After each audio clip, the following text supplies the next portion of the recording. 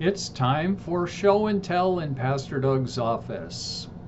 This will be a little bit lighter kind of segment, and I'll show you some of the unusual things that pertain to my travels or to our faith. Some of them are archaeological, others are just nonsense and silliness. I'm going to start with one that's pretty cool in my opinion, and it is this. This is an authentic period piece, a piece of archaeological pottery from the time of Jesus. It is from the Herodian era, which is the time of Christ.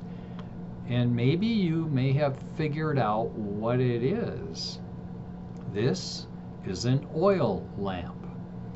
You've seen them referred to in the scriptures from time to time. Jesus talks about no one lights a lamp and puts it under a bushel, but instead it gives light to the whole house. That's an example of it. You think about the parable of the 5 foolish girls and the 5 wise girls who are waiting for the bridegroom to come, and they have their lamps and they need to take oil, extra oil, to fill their lamps.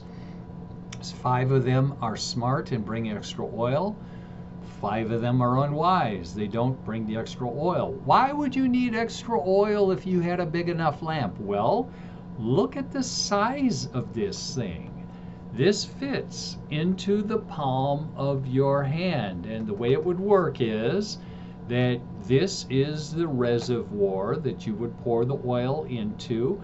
It would only hold maybe an ounce or 2 of oil, not a whole lot. But then again, the oil would come up a wick. The wick would be put into the little lip, the pinched lip here, and then it would have the flame off of the tip of the wick.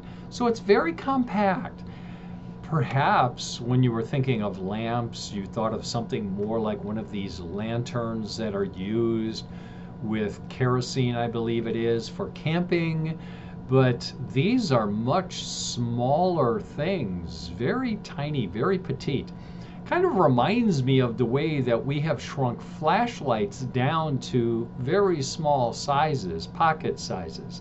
So this was almost like the equivalent of a flashlight in Jesus' day.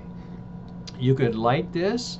It could give light for several hours, but eventually the oil would run out and you'd need to supply more oil to keep your lamp burning. There's so many things that come from this. You think of God's word. Your word is a lamp unto my feet and a light unto my path. You don't need to have a big reservoir and to have a huge wick.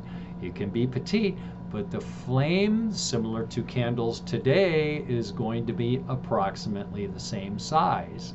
And you can see where then in the household of the day, at the end of the day, the lamp would go out. I'm reminded of, like, for instance, Samuel when he is a young boy and he is in training to become a priest of the Lord. And it talks about him laying down for the night before the lamp of the Lord had gone out, before the light and the oil were used up, and it was dark, and they would sleep. So this is really neat. By the way, it is authentic. Yes, I have my certificate of authenticity direct from Jerusalem. This is the kind of archaeological artifact souvenir that costs a little bit more because it's authentic, but it certainly is fascinating, and I've always thought it was so cool to see an authentic oil lamp with all of the New Testament references.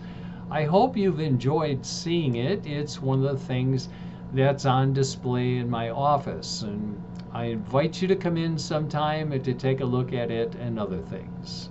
Blessings.